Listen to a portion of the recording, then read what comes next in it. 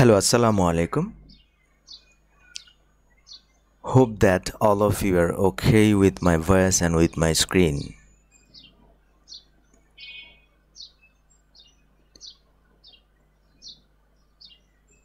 রোকসানা খাতুন বলেছেন, ভাইয়া কেমন আছেন? আপনার হাত কেটে গেছিল, এখন ভালো আছেন? হ্যাঁ, এখন অনেকটাই সুস্থ আছি, ঠিক আছি। আশা করি সবাই ভালো আছেন, সুস্থ আছেন। অনেকে সালাম দিয়েছেন, ওয়ালাইকুম আসসালাম, নমস্কার জানিয়েছেন বিমল পল ভাই। আলহামদুলিল্লাহ ভালো আছি। আশিস বড়ুয়া। ওকে, সো আশা করি আপনারা আমাকে ক্লিয়ারলি শুনতে পাচ্ছেন। একটু রেসপন্স করে জানাবেন যে শুনতে পাচ্ছেন কি না, আমাদের স্ক্রিন ক্লিয়ারলি দেখতে পাচ্ছেন কি না। আলমগীর হোসেন ভাই জানিয়েছেন ক্লিয়ার। সো আমরা আমাদের আজকের ক্লাস শুরু করতে পারি। তো আমরা ক্লাস করছিলাম ফিফথ ফেজের পঞ্চম ধাপের ক্লাস আমরা করছিলাম। যারা হাঁটি হাঁটি পা পা করে আমাদের সাথে এতদিন ছিলেন, এই পর্যন্ত আছেন, এখনও সঙ্গ দিচ্ছেন, এখনও ক্লাস করছেন, অসংখ্য ধন্যবাদ। অনেক বড় একটি কোর্স ছিল, তবে কোর্স প্রায় শেষের দিকে। ফিফথ ফেজের পর আমরা সিক্স ফেজে চলে যাব, সেটা হচ্ছে অনুবাদের উপর হবে। ওকে, সো ফিফথ ফেজের উপর আমরা আর বেশি ক্লাস নেই, আমরা ফিফথ ফেজের আলোচনা করছিলাম। আমরা আমাদের আলোচনায় চলে যাই, যেহেতু ক্লিয়ার বলেছেন। সো যারা ক্লিয়ারলি দেখতে পাচ্ছেন একটু জানাবেন, একটু কনফার্ম করবেন যে ক্লিয়ারলি শোনা যাচ্ছে কি না। রমজান মাস, বেশি কথা বলা যাবে না, তো একটু দ্রুত জানাবেন ক্লিয়ার কিনা। যারা ক্লাস করছেন আশা করি তারাও রোজা রাখছেন, রমজান মাস যেহেতু।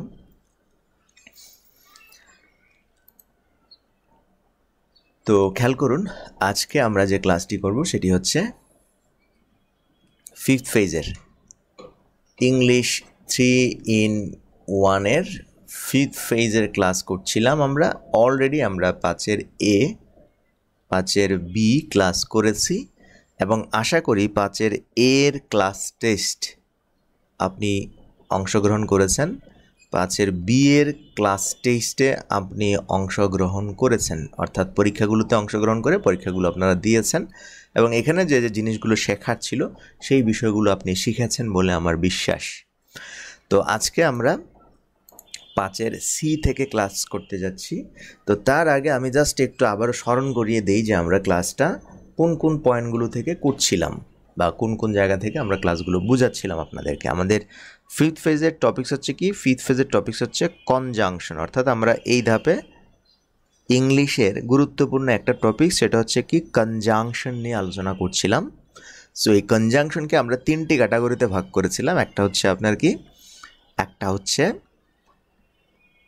কোঅর্ডিনেটিং কনজাংশন, ঠিক আছে? একটু মনোযোগ দিয়ে শুনবেন, না শুনলে হবে না। তারপর দেখুন দ্বিতীয়টা হচ্ছে কি কোরিলেটিং কনজাংশন, অ্যান্ড থার্ড ওয়ান হচ্ছে আপনার সাবঅর্ডিনেটিং কনজাংশন। এগুলো আশা করি আপনাদের ক্লিয়ার। অনেকেই প্রশ্ন করেন যে কোঅর্ডিনেটিং কনজাংশন এবং কোরিলেটিং কনজাংশন আসলে তারা কাজের দিকে একই, বাট ওরা কি সবসময় দুইটা মিলে কাজের দিকে একই, বাট এটা হচ্ছে কেবল একটা ওয়ার্ড আপনার কোঅর্ডিনেটিং কনজাংশন হিসেবে কাজ করে, আর এখানে হচ্ছে কম্পাউন্ড মানে যৌগিক, দুইটা শব্দ একসাথে কনজাংশনে কাজ করে। যেমন either or, either dot dot or, ঠিক আছে, এই ব্যাপারগুলো। সো এখানে কোঅর্ডিনেটিং যে কনজাংশনটা আছে এটা আশা করি আমরা পড়ে ফেলেছি। এখানে যে কোঅর্ডিনেটিং কনজাংশনগুলো মনে রাখার একটা টেকনিক ছিল, সেটা হচ্ছে কি ফ্যান ভয়েস। তাহলে কোনো একটা সেন্টেন্সে যদি এই ফ্যান ভয়েসের কোনো একটা কনজাংশন থাকে তাহলে সেগুলোকে আমরা বলবো কোঅর্ডিনেটিং কনজাংশন। আর কোরিলেটিং কনজাংশন আমরা আজকে শিখব, এরপর আমরা শিখব সাবঅর্ডিনেটিং কনজাংশন। এর উপর আগেই আমরা হালকা আলোচনা করেছি। 1-এর এ থেকে ক্লাসটা মানে যারা মিস করেছেন তাদের জন্য কথা একটু বলতে হয়, রিপিট করতে হয়। সো এই কনজাংশনের প্রথম ক্লাসটা আগে করবেন, তাহলে এগুলো বুঝবেন। এগুলোর উপর টোটাল ওভারঅল একটা ক্লাস আমরা করেছি, এরপর আমরা কোঅর্ডিনেটিং কনজাংশনের উপর বিশ্লেষণমূলক ক্লাস করেছি, তারপর আমরা এখন কোরিলেটিং কনজাংশনের উপর বিশ্লেষণমূলক ক্লাস করতে চলে আসছি। সো চলুন আমরা শুরু করি।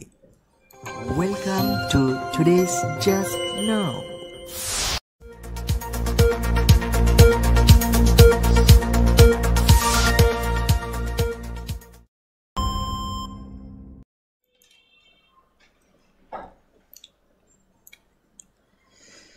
তো খেয়াল করুন, আমরা আজকের যে ক্লাসটি করাতে যাচ্ছি সেটি হচ্ছে 5-এর সি, অর্থাৎ ফিফথ ফেজের সি ক্লাসে চলে আসছি।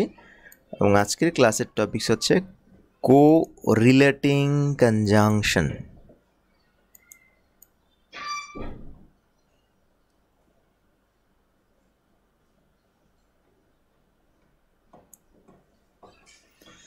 তো খেয়াল করুন, কো রিলেটিং কনজাংশন বলতে আসলে বোঝাচ্ছি কি, আমরা আগেই বলেছি এটা হচ্ছে কি কম্পাউন্ড, মানে এটা যৌগিক, মানে দুটি শব্দ একসাথে মিলে কনজাংশনের কাজ করে। যেমন দেখুন, কো রিলেটিভ কনজাংশন আর পেয়ার্স অফ কনজাংশনস, মানে এখানে পেয়ার্স থাকে, pairs.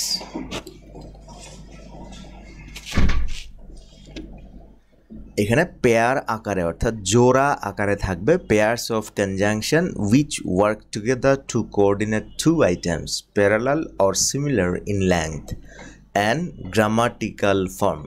They always appears in pairs. This means that you use them to link equivalent sentence elements.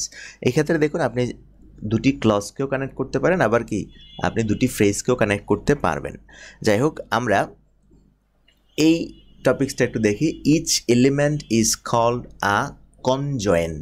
যে দুটো এলিমেন্টস থাকবে সেই এলিমেন্টসকে আমরা বলি conjoint. Conjoints must also match, মানে আগের মতোই আপনার কোঅর্ডিনেটিং কনজাংশনে যেভাবে ম্যাচ করে এখানেও আপনার ম্যাচ করতে হবে। Nouns with noun, pronouns with pronouns, adjective with adjectives, এই জিনিসটা কোঅর্ডিনেটিং কনজাংশন এবং কোঅর্ডিনেটিং এবং কো রিলেটিং দুইটার ক্ষেত্রে কিন্তু মানে মিল থাকতে হবে, ম্যাচ করতে হবে দুটা জিনিস। নাউন নাউনের সাথে, প্রোনাউন প্রোনাউনের সাথে, ক্লজের সাথে, অ্যাজেক্টিভের সাথে এইভাবে মিল থাকতে হবে। সো আমরা কিছু কোঅর্ডিনেটিং কনজাংশনে কো রিলেটিং কনজাংশনের পেয়ার্স আমরা দেখি, যেমন both and, either or, neither নর, not but, not only but also. আরও কিছু যেমন as, just as, so, the more the less, the more, no sooner than, so as, whether or, এই ধরনের কো or relating কনজাংশনের pairs আমরা ছোট থেকে পড়ে আসছি। তা আমরা একটু নিচের দিকে যাই যে কো রিলেটিভ কনজাংশনগুলো কীভাবে কাজ করে। যেমন বোথ অ্যান্ড অ্যান্ড দিয়ে আমরা কীভাবে লিখব। Both the shoes and the dress were completely overpriced. দেখুন, both the shoes and the dress were completely over price. তাহলে বোথ এবং এই যে অ্যান্ড, এই দুইটা কিন্তু একটা মানে কি কনজাংশন হিসেবে কাজ করছে। এখানে কিন্তু আপনি শুধু অ্যান্ডকে আলাদা করে গুনতে পারবেন না, এখানে আপনার কি দুইটা বিষয় একসাথে দেখতে হবে। এখানে হচ্ছে বোথ আর এইখানে হচ্ছে আপনার অ্যান্ড, এই দুইটা একসাথে আপনার এখানে কনজাংশনের কাজ করছে। Both the shoes and the dress were completely overpriced. এখানে এটা হচ্ছে কো রিলেটিং কনজাংশন। এগুলো কি করেছে, আপনার দুটি নাউনকে কানেকশন করেছে। এখানে দি শোজ আর এখানে দি ড্রেস, এই দুইটা নাউনকে কানেকশন করেছে। সো সিমিলার ক্যাটাগরি, আমরা যেটা বলছিলাম রাজা প্রজার সাথে সম্পর্ক। সো সেই সম্পর্ক এখানে জাস্ট কো রিলেটিং কনজাংশন আর কোঅর্ডিনেটিং কনজাংশন সেম। পার্থক্য হচ্ছে কোঅর্ডিনেটিং কনজাংশন সিম্পলি একটা ওয়ার্ড হয়, আর কো রিলেটিভ কনজাংশন এরকম পেয়ার্স হয়, বোথ অ্যান্ড এরকম পেয়ার্স হয়। ওকে, সো এই ব্যাপারগুলো আশা করি সবাই আগে থেকেই মোটামুটি বেসিক লেভেলের পড়া জানেন। তো এখানে আরও উদাহরণ দেওয়া আছে। We all have both the cheese cake and the chocolate cake. তারপর আমরা চলে যাই either or. They should either change their strategy or just forfeit the game. দেখুন, এখানে আইদার এবং এই অর, এই দুটি শব্দ একত্রে পেয়ার আকারে অর্থাৎ পেয়ার্স জোড়ায় জোড়ায় বসে কো রিলেটিং কনজাংশনের কাজ করছে। এবং এখানে যুক্ত করছে কাকে? যুক্ত করছে এই চেঞ্জ ভার্বকে যুক্ত ভার্বের সাথে আরেকটা ভার্ব অ্যাড করা হয়েছে। সেটা হচ্ছে কি আরেকটা ভার্ব, সেটা হচ্ছে যে ফরফিট। এখানে একটা ভার্ব, এখানে একটা ভার্ব, তার মানে দুটি ভার্বকে কানেক্ট করেছে। ভার্বকে কানেক্ট করতে পারে, সেই ভার্বকে কানেক্ট করেছে। এবার দেখুন আরও উদাহরণ আছে, যেমন নাউনকেও করতে পারে। Either John or David. এখানে দেখুন ডেভিড হচ্ছে একটা নাউন, এখানে জন হচ্ছে একটা নাউন। তার মানে দুটি নাউনকে এই পেয়ার্স আইদার এবং অর পেয়ার্স আকারে যে কনজাংশন এসেছে সেই কো রিলেটিং কনজাংশন দিয়ে কানেক্ট করা হয়েছে। ওকে, এরপর দেখুন আমরা যদি চলে যাই জাস্ট অ্যাজ সো। এখানে দেখুন জাস্ট অ্যাজ, তারপর এখানে হচ্ছে সো। এই স্ট্রাকচারটা একটু খেয়াল করবেন, সেটা হচ্ছে কি জাস্ট অ্যাজ এবং সো এর ব্যাপারটা হচ্ছে যে তিনি যেমনই এই করে তেমনই ওই করে, এরকম অর্থে আমরা এটাকে ব্যবহার করি। তবে সো এর যে ব্যাপারটা আছে সেখানে ইনভার্সন হবে, সেখানে কি ইনভার্সন হবে, যেটা আমরা কোঅর্ডিনেটিং কনজাংশন নরের ক্ষেত্রে পড়ে আসছি। নরকে ইউজ করতে গেলে কি করতে হয়, কোঅর্ডিনেটিং কনজাংশনের মতো ইনভার্সন করে দিতে হয়। ইনভার্সন ব্যাপারটা কি, ইনভার্সনের উপর আমরা ডিটেলস ক্লাস করব, তো এখানে একটু বোঝার চেষ্টা করি। ইনভার্সন মানে হচ্ছে পরিবর্তন, মানে ভার্বকে যে সাবজেক্টের পর যেখানে ভার্ব থাকে সেখানে না থেকে সাবজেক্টের পূর্বে চলে আসে।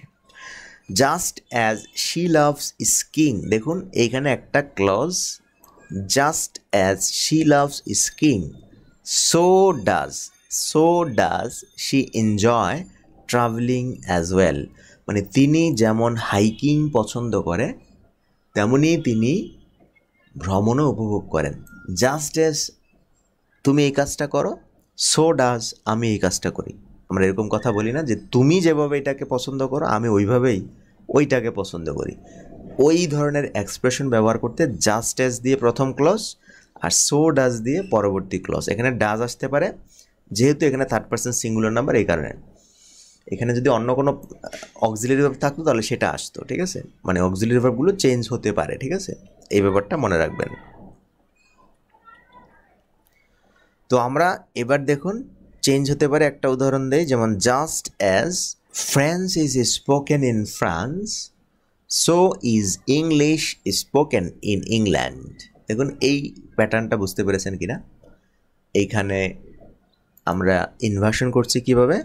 এবার দেখুন এই যে জাস্ট অ্যাজের যে ব্যাপারটা আছে সেটা মনে করেন এখানে ছিল, এটার সাথে কোনো পরিবর্তন করার দরকার নেই। জাস্ট অ্যাজের সাথে আপনি জাস্ট এখানে যে ক্লজটা আছে সেটা আপনি লিখে দেবেন।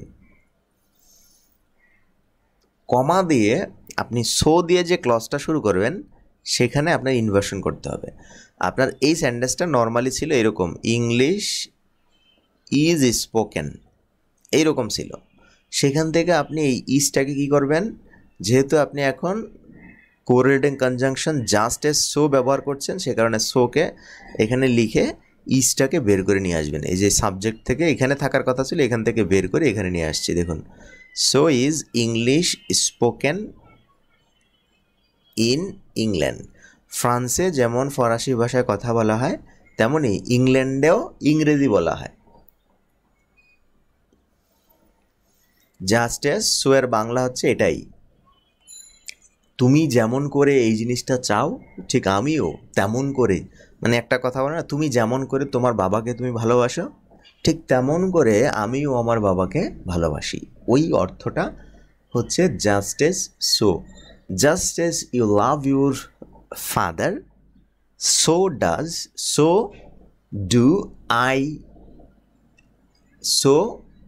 Do I love my father. ঠিক আছে, এই ব্যাপারটা বুঝতে পেরেছেন কিনা।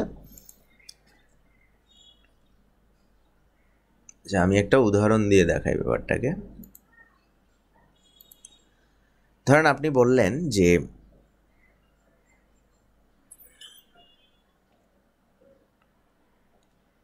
বললাম কি যে just as you love your parents, বললাম parents, just as you love your parents, তুমি যেমন করে যেমনটা করে তোমার বাবা মাকে ভালোবাসো তেমনটা করে। সো যদি নর্মাল হতো, নর্মাল সেন্টেন্স হতো তাহলে কীরকম হতো দেখুন, এটার যদি নর্মাল ভার্সনটা হতো তাহলে আপনি লিখতেন, নর্মালি লিখতেন কীভাবে, নর্মালি লিখতেন so I love my parents, এইভাবে আপনাকে লিখতে হতো যদি নর্মালটা আপনি ভাবেন। ঠিক আছে, কিন্তু এখানে ইনভার্সন করে দিতে হবে বলছিলাম। সো ইনভার্সন করলে কি করবেন, সো যেহেতু এখানে অক্সিলারি ভার্ব নাই এক্ষেত্রে আমাকে আনতে হবে কি, এক্ষেত্রে আনতে হবে do. So do I love my parents. বুঝতে পেরেছেন, স্ট্রাকচারটা এইভাবে চেঞ্জ করে দিতে হবে। এরকম ইনভার্সনের আরেকটা রুলস আপনাদেরকে শিখিয়েছি, সেটা হচ্ছে কোঅর্ডিনেটিং কনজাংশনে নরের ব্যাপারে, নরের ব্যাপারে আমরা একটা ইনভার্সন দেখিয়েছিলাম।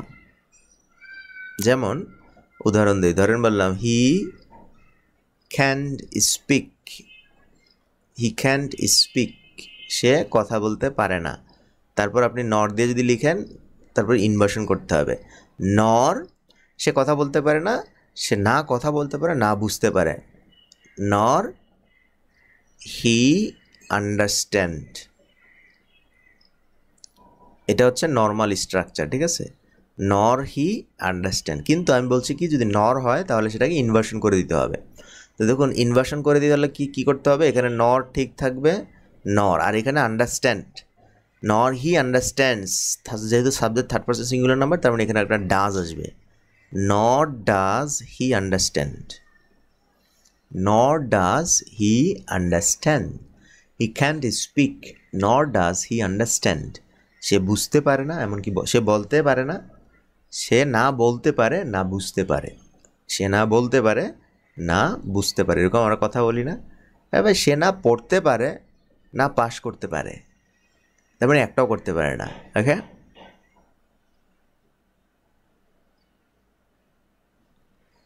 দীর্ঘদিন ক্লাস করতে পারেন নাই, এটা আপনার ব্যর্থতা।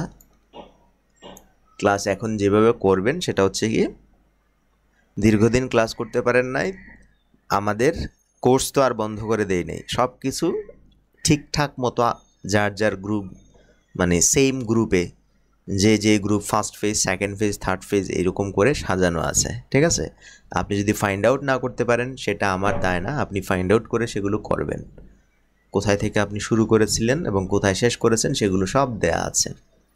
কিন্তু অনিয়মিত আপনি যে ক্লাস করেন নাই সেটার দায়ভার আমি নিব না। আপনি এখন ক্লাস করেন, বসে বসে ক্লাস করেন। ওকে, সো এটা আশা করি বুঝতে পেরেছেন। Just as he comes here so does his friend come. হ্যাঁ ঠিক আছে, এটা রাবিদ ইমাম রাজু ভাইয়ের সেন্টেন্স। আসসালামু আলাইকুম সালাম, হঠাৎ করে ঘুমিয়ে পড়েছিলাম তাই এখনই জয়েন করলাম। ওকে, ওয়ালাইকুম আসসালাম। ঘুমিয়ে পড়াটা স্বাভাবিক, রমজান মাস এই টাইমটায় অনেকে ঘুমিয়ে পড়ে,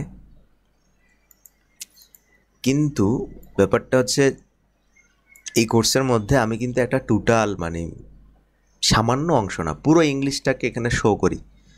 মানে কেউ যদি ভালো করে বুঝতে চায় ভাষাটা, মানে ভাষার অনেক কিছু জানার আছে, জানতে গেলে একটু পরিশ্রম করতে হবে। আমি আপনাদেরকে এখানে শেখাচ্ছি, মনে করেন আপনাদের মতো যদি ঘুমাইতাম আর খাইতাম তাহলে আমাকেও শিখতেই হতো, আমি এখন শেখাতে পারতাম না।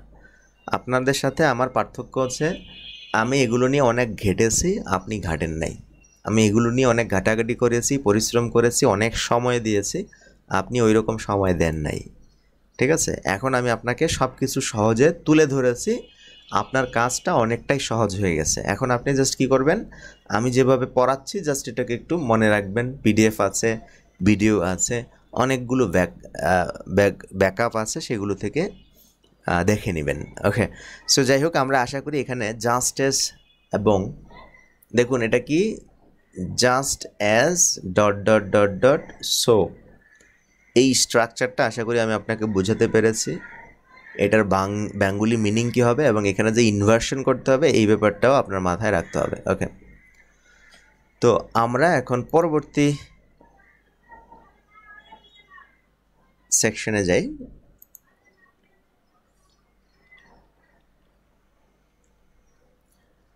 তো দেখুন এবার আমরা নাইদার নরে আসছি। নাইদার নর, দেখুন নাইদার নর আর শুধু নর কিন্তু এক না। দেখুন জিনিসটা একই, মানে একই, বাট এটা হচ্ছে কি, যেহেতু জোড়া আকারে আছে, নাইদারের সাথে নর একসাথে লেগে আছে, এই কারণে এটাকে বলা হয় কো রিলেটিং কনজাংশন। আর যদি নাইদার না থাকে, শুধু নর থাকে, তাহলে সেটাকে আমরা বলবো কি, সেটাকে আমরা বলবো শুধু কোঅর্ডিনেটিং কনজাংশন। নাইদার নর, তার মানে দেখুন he neither helps someone nor does he look for a job, nor does he look for a job. দেখুন এই সেন্টেন্সটার দিকে একটু ভালো করে খেয়াল করুন, যে এখানে লেখা হচ্ছে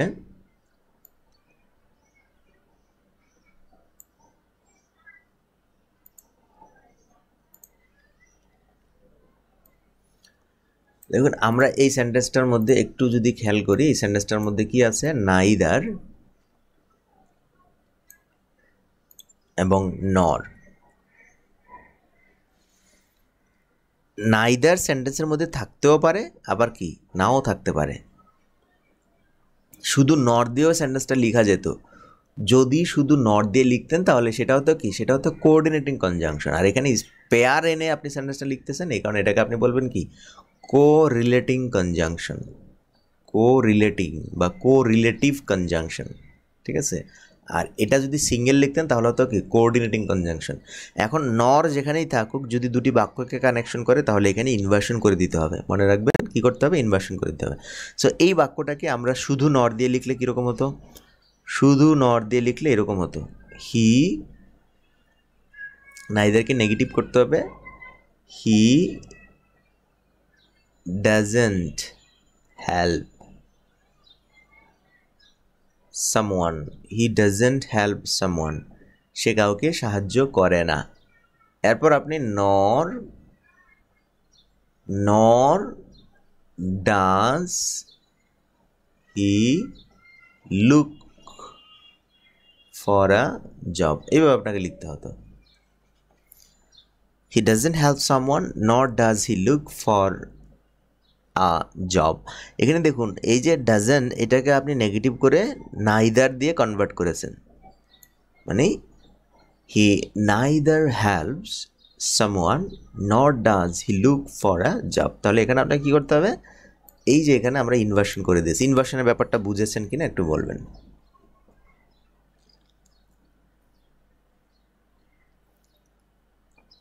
আর এক্ষেত্রে মনে রাখবেন যদি ভার্ব সেম হয় তাহলে ভার্বের রিপিট করার দরকার নেই। যেমন সাহাবুদ্দিন আহমেদ ভাই বলেছেন, ঠিক না, যেমন just as he entered into the room so do I. দেখুন সো ডু আই এই পর্যন্ত বললেই হবে। কারণ কি, কারণ ভার্বটা রিপিট করতেছেন, মানে সে প্রবেশ করেছে, যেভাবে সে প্রবেশ করেছে তেমন করে আমিও প্রবেশ করেছি। সেক্ষেত্রে যদি ভার্বটা রিপিট করতে হয়, মনে করেন এই সেন্টেন্সে ভার্ব ইন্টার আর এই সেন্টেন্সের ভার্বও কি ইন্টার, তাহলে সেক্ষেত্রে আপনাকে কি করতে হবে না, রিপিট করার দরকার নেই। বুঝতে পেরেছেন? এটা কিন্তু আরেকটু ব্যাপার খেয়াল করবেন। ওকে, সো বুঝতে পেরেছেন বলে অনেকে জানিয়েছেন, অসংখ্য ধন্যবাদ।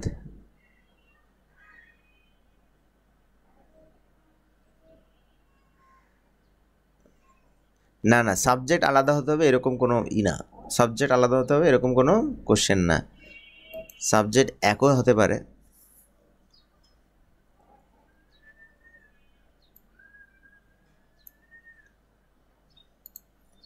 ওকে, নাইদার নরের ক্ষেত্রে আমাদের ইনভার্সন করতে হবে, এই ব্যাপারটা আশা করি ক্লিয়ার।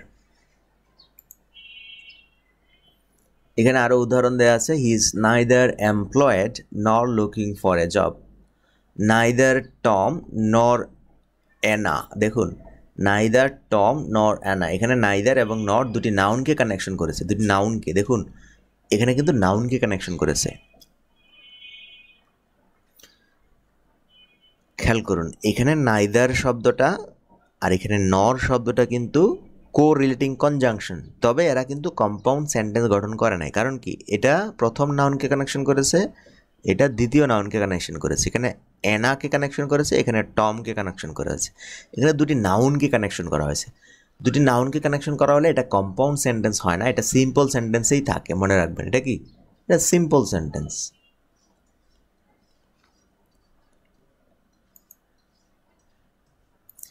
এরপর দেখুন নট অনলি বাট অলসো, এটা সবাই জানেন নট অনলি বাট অলসোর স্ট্রাকচার। Not only does he play the lead guitar but also, এখানে বাট অলসো দিতে পারেন, আবার অলসো হাইড করেও রাখতে পারেন, but he is also hide করে রাখতে পারেন, আবার এখানে সেপারেট করেও দিতে পারেন, বাট অলসোকে সেপারেট করেও দিতে পারেন।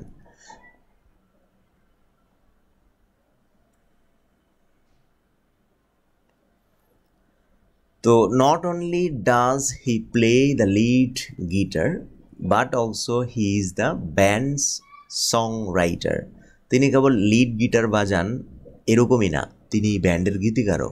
আমরা এইভাবে বলে থাকি, এইভাবে স্টাইল করে বলে থাকি, not only do I love this band but I have also scene. But also এখানে অলসো দিতে পারবেন, আবার এখানে মাঝে নিলেও আপনি পারবেন, মাঝে নেওয়াটা better. Not only do I love this band, but also I have seen them in concert twice.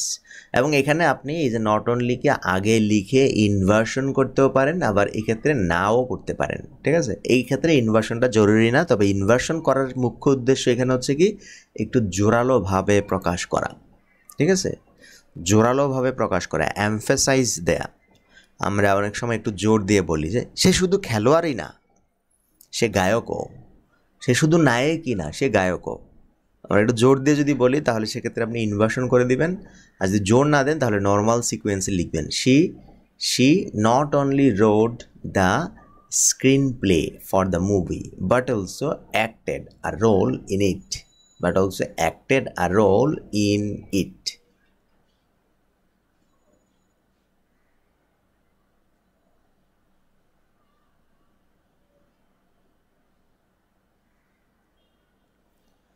তাহলে নট অনলি দিয়ে ইনভার্সন করার ব্যাপারটা দেখুন। ইনভার্সনটা হচ্ছে কি নট অনলি, যে আই লাভ দিস ওয়ান, এখানে লাভ শব্দটা, লাভের অক্সিলারি ভার্ব নেই, এই কারণে ডু ডিড ডাজ এনে আমরা এটা কী করেছি, ইনভার্সন করেছি। Not only do I love this band but also I have seen them in concert twice.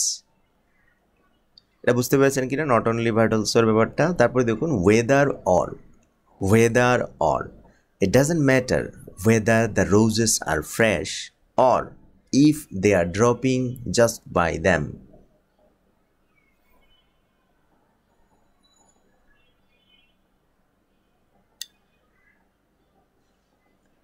গোলাপগুলি তাজা কিনা বা তারা ঢলে পড়ছে কিনা তা গুরুত্বপূর্ণ নয়, কেবল এগুলি কিনুন, এটাই গুরুত্বপূর্ণ। It doesn't matter whether the roses are, দেখুন এইখানে ইট ডাজেন্ট ম্যাটার, তারপর ওয়েদার দিয়ে শুরু হয়েছে, ওয়েদার দিয়ে একটা ক্লজ, যে whether the rose are fresh or if they are dropping, গোলাপগুলো কি ফ্রেশ নাকি এগুলো ঢলে পড়ছে বা ঝুলে পড়ছে, সেটা কোনো ব্যাপার না, জাস্ট বাই দ্যাম মানে সেগুলোকে কিনে ফেলুন, এরকম অর্থে আমরা ওয়েদার অর ব্যবহার করে থাকি। একটা উদাহরণ দেখুন, I don't know whether my father is arriving by the 8 o'clock flight or 9 o'clock flight. Whether or, you have to take this class whether or not you want to. দেখুন এক্ষেত্রে weather এবং or not এটা একসাথেও বসতে পারে, whether or not you want to. এখানে or not শব্দটা আবার আপনি সেপারেট করেও লিখতে পারেন, যেমন দেখুন I am going to help you whether you like it or not. Whether you like it or not, এই or not কে আমরা চাইলে শেষেও বসাতে পারি, আবার এটার সাথে একসাথে, যেমন whether or not you want to take, মানে যে ভার্ব সেম, তো এই কারণে এখানে লেখা হয় নাই। You have to take this class whether or not you want to, তুমি চাও বা না চাও সেটার কোনো ব্যাপার না, তোমাকে ক্লাসটা নিতে হবে, করতে হবে। I am going to help you whether you like it or not, তুমি এটা পছন্দ করো বা না করো, আমি তোমাকে সাহায্য করতে যাচ্ছি বা সাহায্য করব। সো এই ব্যাপারটা দেখুন বুঝতে পেরেছেন কিনা।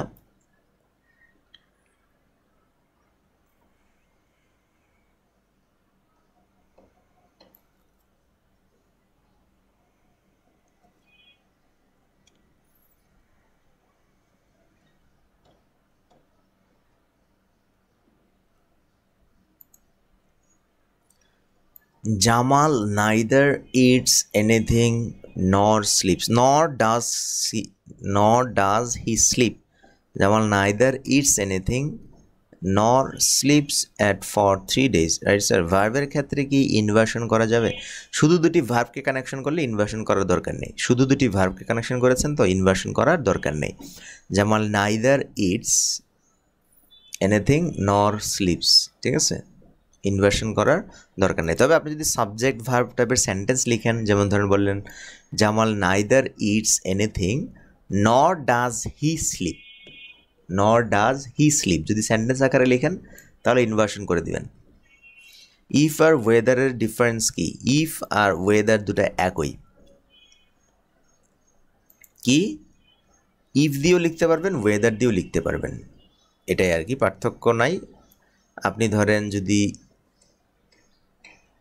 এই ধরনের বাক্য আসে, আপনি if dot dot dot dot দিয়ে আপনি কি করতে পারবেন, অর অথবা weather weather dot dot dot দিয়ে অর, এভাবে আপনি লিখতে পারবেন, ঠিক আছে।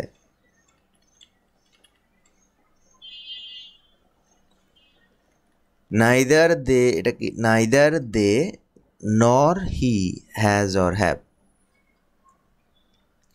whether the process are fresh whether the process are fresh or if they are dropping just by them, এখানে if না দিলে কি সেন্টেন্স হবে, whether the roses are fresh or, এখানে দেখুন ওয়েদারের যে স্ট্রাকচারটা, whether the process are fresh or they are dropping, এখানে if না দিলেও হবে, হ্যাঁ এটা if না দিলেও হবে। whether the roses are fresh, মনে রাখবেন এগুলো হচ্ছে ইন্ডিপেন্ডেন্ট ক্লজ, স্বাধীন বাক্য। এই কারণে স্বাধীন বাক্য, তো এই কারণে এখানে একটা ইফ আপনি আনলে আনেন, না আনলে নাই।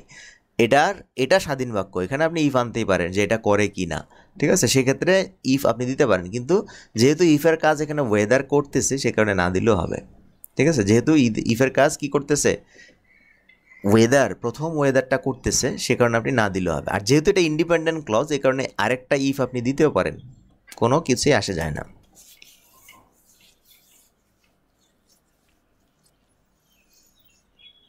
Just by them,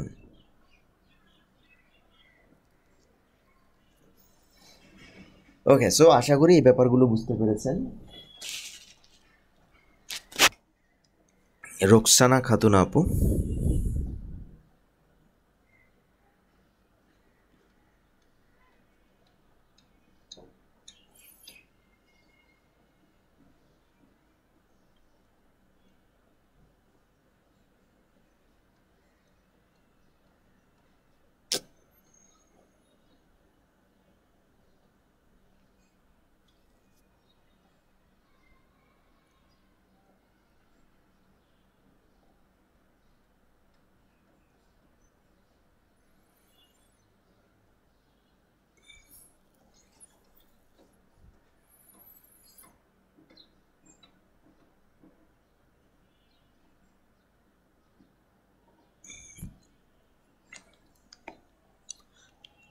okay. So আশা করি ব্যাপারগুলো বুঝতে পেরেছেন।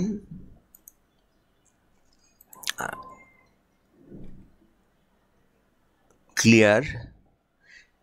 শরাফত আলী ভাই, এটা কি কোশ্চেন করেছেন? নাইদার দে নর হি হ্যাজ, ও আচ্ছা, এখানে হ্যাজ হবে নাকি হ্যাভ হবে উনি জানতে চেয়েছেন। দেখুন এই ধরনের কোশ্চেন, নাইদার দে নর হি, পরে যেটা বসবে সেটার উপর ডিপেন্ড করে আপনার কী হবে, ভার্ব হবে। পরে যেটা বসবে নাইদার দে নর হি হ্যাজ, তাহলে এটা অ্যাকসেপ্টেড, এটা না, ঠিক আছে। নাইদার এবং নরের ক্ষেত্রে পরে যে সাবজেক্টটা বসবে সেটার সাথে সাবজেক্ট ভার্ব কমপ্লিমেন্ট হবে, মানে সম্পর্কটা হবে, রিলেশনটা হবে এখানে, ঠিক আছে।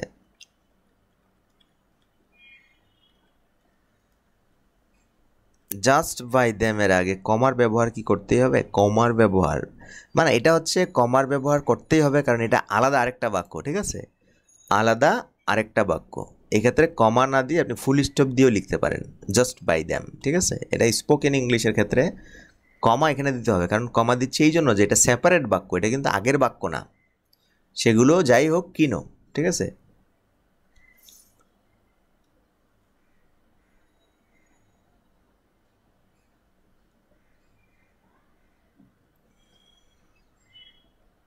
এরপর আমরা খুব সুন্দর একটা স্ট্রাকচারে চলে আসি, সেটা হচ্ছে নো সোনার দেন, নো সোনার দেন, ঠিক আছে। নো সোনার দেন, তারপর হচ্ছে ডট ডট দেন, এটা। তো দেখুন আমরা দুটি বাক্য লিখলাম, প্রথমটা হচ্ছে no sooner had I left the, এখানে দেখুন নো সোনারের ক্ষেত্রে আপনার কী করতে হবে, ইনভার্সন করতে হবে। No sooner had I left the house then it started to thunder. এই স্ট্রাকচারটা যদি আমরা একটু ফিল করার চেষ্টা করি, তো প্রথমেই দেখুন বলা হচ্ছে নো সোনার। নো সোনার মানে হচ্ছে কি? নো সোনার মানে হচ্ছে তেমন দ্রুত না, তেমন কোনো আগে না, তেমন কোনো তাড়াতাড়ি না, তেমন কোনো শীঘ্রই হয় নাই ব্যাপারটা। Had I left the house, আমি বাড়ি ছাড়ার পর মানে বাড়ি থেকে চলে গেছি, তেমন একটা দ্রুত হয় নাই, তেমন একটা আগে হয় নাই, তেমন একটা শীঘ্রই হয় নাই। দেন ইট স্টার্টেড টু থান্ডার। কার থেকে? ইট স্টার্টেড টু থান্ডার মানে বজ্রপাত শুরু হওয়ার থেকে তেমন দ্রুত হয় নাই, তেমন আগে হয় নাই, তেমন আর্লিয়ার হয় নাই, তেমন শীঘ্রই হয় নাই। তার মানে কি? তেমন শীঘ্রই তেমন আগে যদি না হয় ঘটনাটা, যে আমি বাড়ি থেকে চলে গেলাম অনেকক্ষণ পরে আপনার বজ্রপাত শুরু হয়েছে, এরকম না। আমি বাড়ি থেকে বের হওয়ার তেমন কোনো দ্রুত হয় নাই, তেমন কোনো আগে না, তেমন কোনো আগে না, তার মানে কি? সাথে সাথে। তেমন কোনো আগে না মানে কি? সাথে সাথে। এটারই সুন্দর প্রাঞ্জল অনুবাদ হচ্ছে কি, যে বাড়ি থেকে বের না হতে হতেই বজ্রপাত শুরু হলো। কথা বুঝছেন? মানে এটা আক্ষরিকভাবে ফিল করার ব্যাপারটা হচ্ছে এরকম, যে আমি বাড়ি থেকে বের হয়ে যাওয়ার ঘটনাটা তেমন কোনো সুনার হয় নাই। কার থেকে? বজ্রপাত শুরু হওয়ার থেকে তেমন কোনো সুনার হয় নাই, তেমন কোনো আগে হয় নাই, তেমন কোনো তাড়াতাড়ি হয় নাই। তার মানে কি? সমানে সমানে হয়েছে। তার মানে বাড়ি থেকে বের না হতে হতেই বজ্রপাত শুরু হয়েছে। ব্যাপারটা ঠিক এই রকম। তো এটাই আর কি, দুটাকে যদি একসাথে আমরা লিখি তাহলে এইভাবে আমরা ফিল করে থাকি ব্যাপারটাকে। ভেঙে ভেঙে আক্ষরিকভাবে যদি ফিল করি ব্যাপারটা কীরকম হবে সেটা একটু দেখাচ্ছি আর কি। তো এটার প্রাঞ্জল অনুবাদ একসাথে লিখলে হবে কি, আমি বাড়ি থেকে বের হতে না হতেই বজ্রপাত শুরু হয়েছিল। So no sooner had I left the house then it started to thunder, then it started to thunder. Okay, এই ব্যাপারটা আশা করি বোঝাতে পেরেছি। এরপর দেখুন, no sooner had I arrive the station then the train came. মানে ট্রেন আসার চেয়ে আমি যে স্টেশনে পৌঁছেছি সেটা তেমন আগে হয় নাই। তার মানে কি? মানে স্টেশনে আসতেই ট্রেন চলে আসছে, স্টেশনে পৌঁছতে না পৌঁছতেই ট্রেন চলে আসলো, এরকম sense. No sooner had she finished one project than she started working on the next. ওকে, এবার দেখুন যে ব্যাপারটা সেটা হচ্ছে কি, নো সোনারের পর দেখুন কমন একটা স্ট্রাকচার দেখা যাচ্ছে কিনা। নো সোনারের পর দেখুন হ্যাড শি ফিনিশড, তার মানে এটা পাস্ট পার্টিসিপল, মানে past perfect tense. No sooner had she finished one project then she started, আর এটা হচ্ছে কি পাস্ট ইনডিফিনিট টেন্স। তো নো সোনার এবং দেন থাকলে কি সবসময় প্রথমটা পাস্ট পারফেক্ট টেন্স হবে এবং পরেরটা পাস্ট ইনডিফিনিট টেন্স হবে? এটা কি ধরাবাঁধা নিয়ম? না, এটা আপনি ডিড দিয়েও করতে পারেন, মানে দুটাই পাস্ট দিয়ে করতে পারবেন। ঠিক আছে, দুটাই কি পাস্টে রেখেও করতে পারবেন, দুটাকেই আপনি পাস্টে রেখে করতে পারবেন, এবং দুটার মধ্যে একটাকে আপনি পাস্ট পারফেক্ট আর একটাকে কি পাস্ট ইনডিফিনিট করে করতে পারবেন। কেন এটা করা হচ্ছে? কারণ আমরা জানি যে পাস্ট পারফেক্ট টেন্সের প্রথম যে ঘটনাটা আগে হয় সেটাকে পাস্ট পারফেক্ট টেন্স বলা হয়, করা হয়, আর যেটা পরে হয় সেটাকে পাস্ট ইনডিফিনিট করা হয়। সেই যুক্তিতে আপনি এটা করতে পারেন। আবার মনে রাখবেন, পাস্ট পারফেক্ট টেন্সের অস্তিত্বই নাই সেন্টেন্সে, ইংলিশে। ঠিক আছে, মানে এগুলোকে আপনি দুটাকেই পাস্ট ইনডিফিনিট টেন্সে রেখে করে ফেলতে পারবেন। এটা হচ্ছে মডার্ন ইংলিশের একটা ধারণা।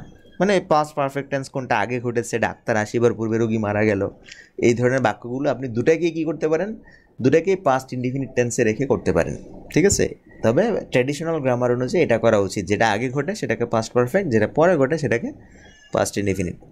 তো আপনি আশা করি বুঝাতে পেরেছি। No sooner had I closed my eyes then I fell asleep, এভাবেও লিখতে পারেন। আবার আপনি চাইলে এইভাবেও করতে পারেন, no sooner did she complete one project then she started working on the next. এখানে দেখুন, এখানে আবার ডিড এনেছি, কারণ কি? কারণ এটা আপনার ডিড এনেছি কারণ কি? কারণ এই যে কমপ্লিট, এটা আপনার পাস্ট ইনডিফিনিট টেন্সে ছিল, পাস্ট ফর্মে ছিল, যে কারণে ডিড আমরা এনে ইনভার্সন করেছি। No sooner did she complete one project then she started working on the next.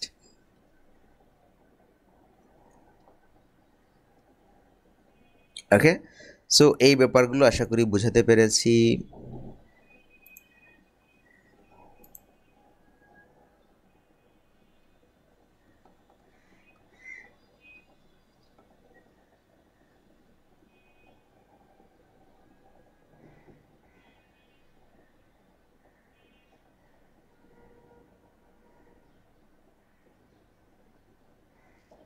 কি বলেছেন স্যার, কিছু কনজাংশন আছে যেগুলোর পর কাছের সাবজেক্ট অনুযায়ী ভার্ব বসে, যেমন the two boys as well as Sabina goes to college together everyday. এই কোয়ালিটির কনজাংশন নিয়ে কোনো ক্লাস হবে স্যার কাইন্ডলি? এই যে এখানে যে কনজাংশনগুলো দেখাচ্ছি না, সেগুলোর মধ্যেই কিন্তু এগুলোর উত্তর রয়ে গেছে। আপনি উদাহরণগুলো দেখুন, উদাহরণগুলো পড়লেই বুঝতে পারবেন যে কোনটার পর কোন ধরনের ভার্ব বসতেছে। ঠিক আছে, কোনটার পর কোন ধরনের ভার্বগুলো বসতেছে সেটা একটু খেয়াল করবেন, তাহলে সেই কনজাংশনগুলো আপনি বুঝে যাবেন। আমরা কিন্তু অলরেডি অনেকগুলো পড়িয়ে ফেলেছি, ঠিক না? সো এই ব্যাপারগুলোর দিকে একটু খেয়াল করবেন, তাহলে বুঝে যাবেন। সাবজেক্ট প্লাস ভার্ব আকারের সেন্টেন্সগুলো কি ইনভার্সন করতে হয় স্যার অলওয়েজ? না, অলওয়েজ কেন করবেন? কিছু কিছু নেগেটিভ অ্যাডভার্ব আছে সেগুলোর ক্ষেত্রে, যেমন নর, এটা একটা নেগেটিভ অ্যাডভার্ব, ঠিক আছে? যেমন নো সোনার, সেটা ঠিক আছে। কিছু কিছু নেগেটিভ অ্যাডভার্বের ক্ষেত্রে আপনি ইনভার্সন করবেন। কি? Negative adverb. নেগেটিভ অ্যাডভার্ব কোনগুলো? যেমন নর, এটা নেগেটিভ অ্যাডভার্বের কাজ করে। আবার দেখুন নো সোনার,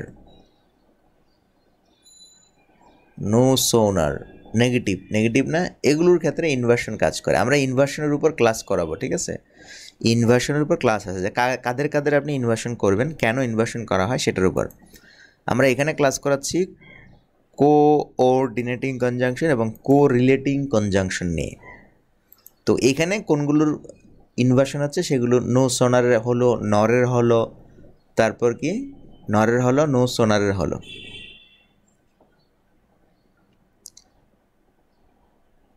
তো নো সোনারের স্ট্রাকচারগুলো আশা করি বুঝাতে পেরেছি যে এখানে পাস্ট পারফেক্টও হতে পারে, আবার কি আপনার পাস্ট ইনডিফিনিটও দিয়ে আপনি বাক্যগুলো করতে পারেন। নো সোনার দেন, ঠিক আছে?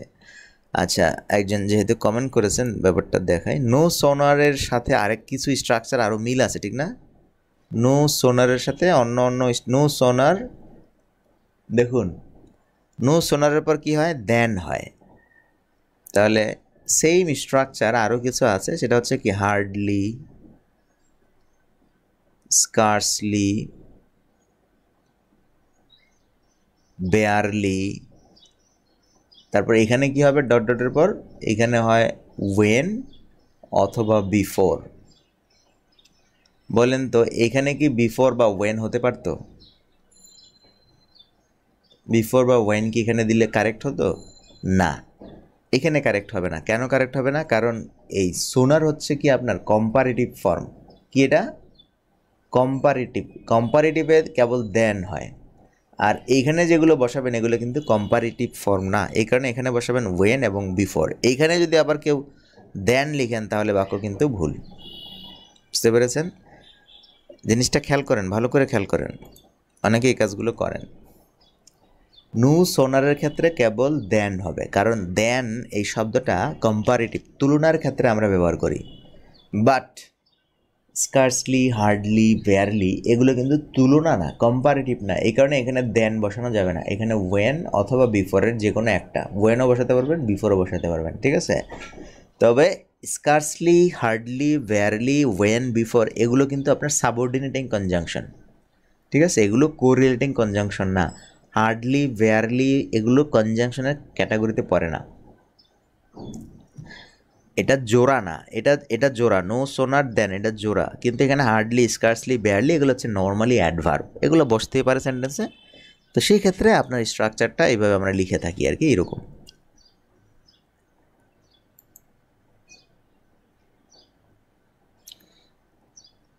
এরপর দেখুন ইনভার্সনের যে ব্যাপারটা, আপনি ইনভার্সন করবেন করবেন না, এটা এই ক্ষেত্রে আপনি না করলেও কিন্তু হবে। ইনভার্সনের ব্যাপারটার সাথে সম্পর্ক হচ্ছে শুধু জোর প্রদান করা, মানে আপনি কোনো একটা বাক্যে জোর দিচ্ছেন, স্ট্রেস দিচ্ছেন, সেটা। যেমন দেখুন, I had no sooner close the door then someone knocked. দরজা বন্ধ করতে না করতেই কেউ দরজায় নক করলো, বা দরজা বন্ধ করার সাথে সাথে কেউ দরজায় নক করলো। এক্ষেত্রে আপনি ইনভার্সন না করলেও আপনার সেন্টেন্সে ভুল হবে তা না। I had no sooner close the door then someone knocked, তার মানে আপনি এখানে বলতে পারতেন no sooner had I close the door. এটা হচ্ছে একটু জোরালো ভাব, বুঝতে পেরেছেন? সেম সেন্টেন্স আপনি যদি এখান থেকে বের করে এটা নিয়ে আসেন তাহলে একটু জোরালো ভাব প্রকাশ করবে, জোর। আপনি এখান থেকে নো সোনার নিয়ে আসলেন, হ্যাডটাকে নিয়ে আসলেন, ধরেন এইভাবে লিখলেন, তাহলে একটু জোর প্রকাশ করছে, মানে একটু গাম্ভীর্য। No sooner had I closed the door then someone knocked. আপনি এভাবে লিখতে পারেন, no sooner had I close the door. আবার আপনি চাইলে এভাবে I had no sooner close the door. এক্ষেত্রে জোর না, এটা স্বাভাবিক একটা বাক্য, ঠিক আছে? এটা দেমাক দিয়ে আমরা কথা বলি না, সেই কথাগুলো ইংরেজরা এইভাবে প্রকাশ করে।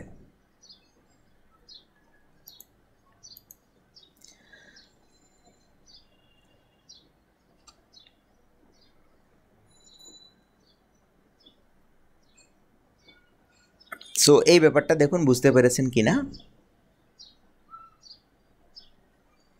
একটু আমাকে জানাবেন, বুঝতে পেরেছেন কি না। আর এই কনসেপ্টটা দেখুন, এই কনসেপ্টটা এখানে আমরা বলেছিলাম ওয়েন এবং বিফোর কি কনজাংশন। দেখুন ওয়েন এবং বিফোর কি সাবঅর্ডিনেটিং কনজাংশন। কখন? যখন এরকম প্রেয়ার আকারে না থাকবে, মানে জোড়া আকারে না থাকবে। দেখুন ওয়েন এবং বিফোর কিন্তু একটা সাবঅর্ডিনেটিং কনজাংশন, কিন্তু যখন জোড়া আকারে বসতেছে, দেখুন হার্ডলি, স্কার্সলি, ভ্যারলির সাথে জোড়া আকারে বসলে, আমি একটু বলতে ভুলে গেছি, দেখুন জোড়া আকারে যদি বসে তখন এরা কিন্তু কো রিলেটিং কনজাংশন। কি তারা? কো রিলেটিং কনজাংশন, ঠিক আছে? তখন কিন্তু এরা কো রিলেটিং কনজাংশন, জোড়া জোড়া, এই যে পেয়ার। কিন্তু নর্মালি যদি বাক্যে ওয়েন এবং বিফোর একা বসে, তাহলে সেটাকে আমরা সাবঅর্ডিনেটিং কনজাংশন ধরবো। কি ধরবো? সাবঅর্ডিনেটিং কনজাংশন, ঠিক আছে? দেখুন অনেকে গুলিয়ে ফেলতেছেন হয়তো। নো সোনার, তারপর দেন, হার্ডলি, স্কার্সলি, ওয়েনলি, তারপর ডট ডট, ওয়েন বিফোর থাকলে এগুলোকে আপনি কো রিলেটিং কনজাংশনের অন্তর্ভুক্ত ধরবেন, ঠিক আছে? কেন ধরবেন? কারণ এগুলো জোড়া, এগুলো এখন কি জোড়ায় জোড়ায় আছে, ঠিক আছে? জোড়ায় জোড়ায় আছে।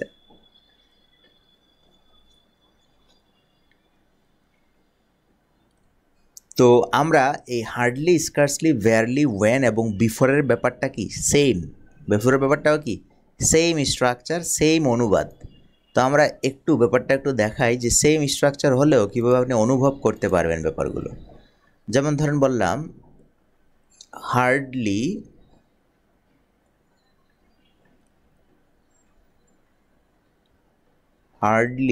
Had I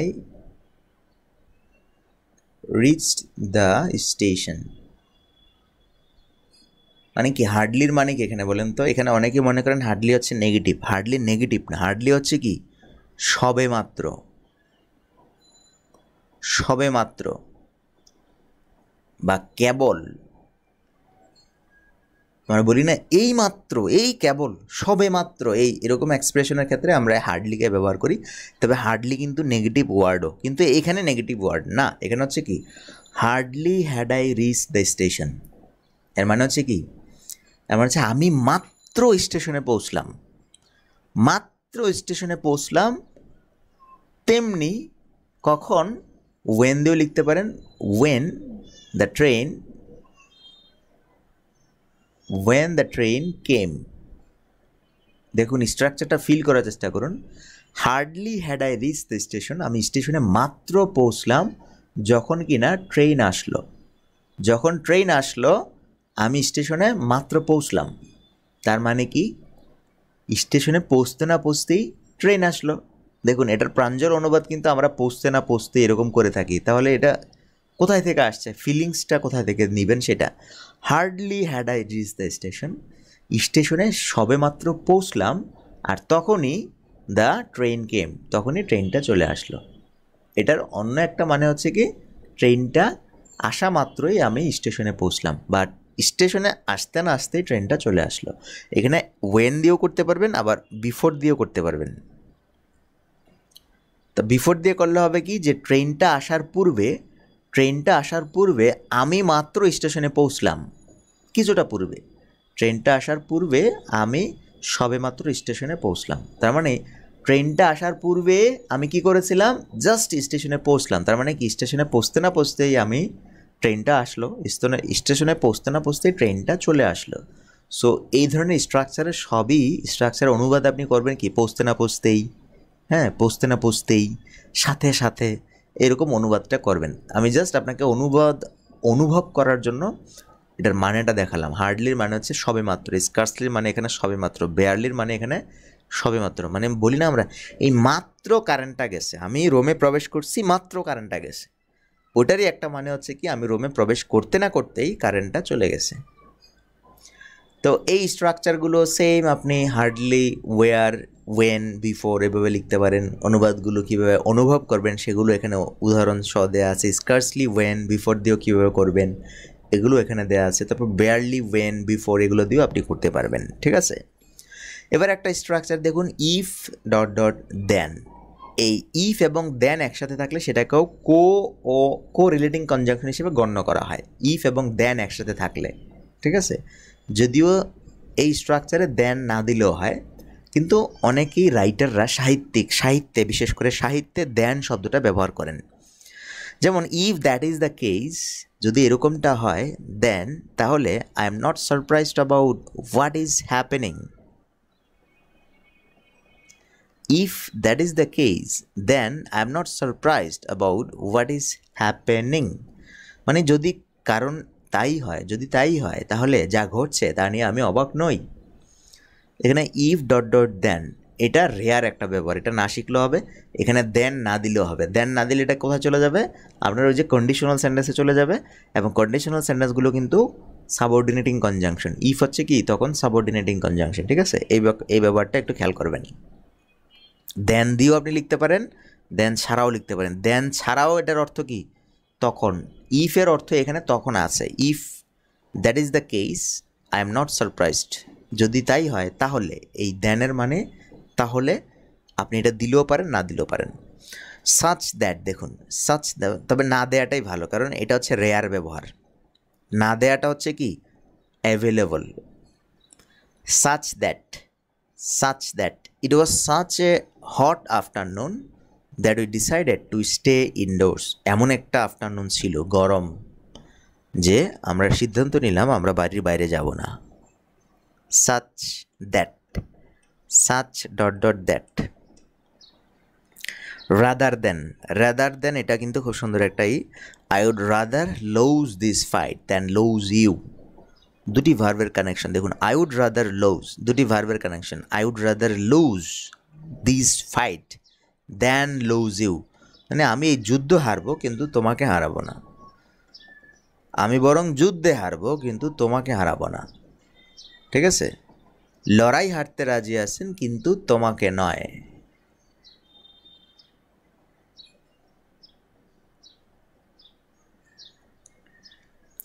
I would rather fail than cheat, আমি ফেল করবো তবুও প্রতারণা করবো না, নকল করবো না। মানে এটা অনেকটা এরকম, আমি ফেল করবো মাগার নকল করবো না। তো এখানে আরও উদাহরণ দেওয়া আছে, উদাহরণগুলো একটু দেখবেন।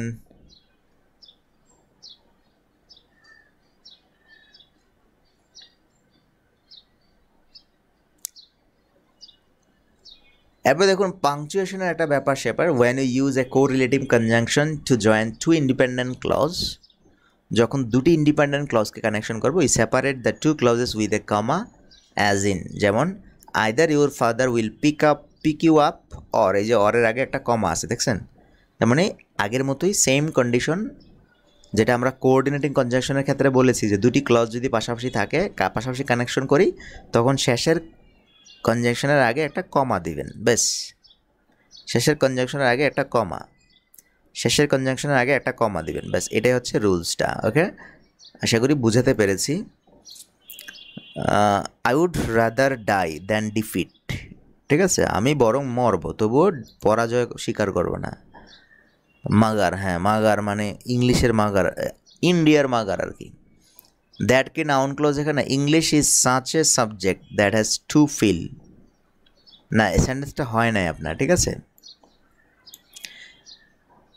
এখানে দ্যাটকে আপনি কি করেছেন, এই সাবজেক্টের জন্য অ্যান্টিসিডেন্ট হিসেবে কাজ করেছেন। তো দ্যাটকে এখানে কিন্তু আপনি গুলিয়ে ফেলছেন, এখানে দ্যাটকে আপনি রিলেটিভ প্রোনাউন হিসেবে ব্যবহার করেছেন। রাবি, দিমাম, রাজু, দেখুন দ্যাটের একটা ব্যবহার আমি আপনাদেরকে দেখিয়েছি, মাল্টিফাংশনাল ওয়ার্ড দ্যাট প্রথমত রিলেটিভ প্রোনাউন হিসেবে কাজ করতে পারে। দ্বিতীয়ত সাবঅর্ডিনেটিং কনজাংশন হিসেবে কাজ করতে পারে। তৃতীয়ত কো রিলেটিং কনজাংশন হিসেবে কাজ করতে পারে। কো রিলেটিং হলে কি হবে, জোড়া জোড়ায় বসবে, যেমন সাচ ডট ডট দ্যাট। সেক্ষেত্রে এই কম্বিনেশনকে আপনি বলবেন কো রিলেটিং কনজাংশন। এই ক্ষেত্রে অবশ্যই এখানে এই দ্যাটের পর সাবজেক্ট ভার্ব টাইপের অবজেক্ট থাকবে, সাবজেক্ট ভার্ব অবজেক্ট। আপনি সরাসরি দ্যাটকে সাবজেক্ট বানাতে পারবেন না, যেটা রাভি তিমাম রাজু ভাই করেছেন সেটা আপনার ভুল, ঠিক আছে। যেমন আপনি লিখেছেন যে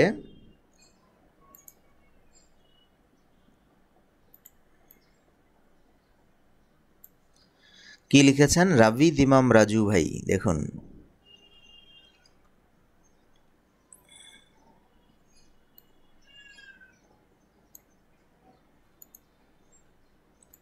উনি লিখেছে, দেখুন যে English is such a subject that, English is such a subject that has to fill. এখানে দেখুন কোনো সাবজেক্ট নাই, তার মানে এই দ্যাটকে আপনি রিলেটিভ প্রোনাউনের মতো কাজ করাচ্ছেন, তো সেটা হবে না, কারণ এখানে সাচ দিয়েছেন, এখানে দ্যাট, দুটাকে একসাথে লিখতে হবে। কীভাবে লিখতে হবে তাহলে, আপনি লিখবেন এইভাবে, English is such a subject, English is such a subject that I can't study বলতে পারেন, অথবা I can finish, আমি শেষ করতে পারি না।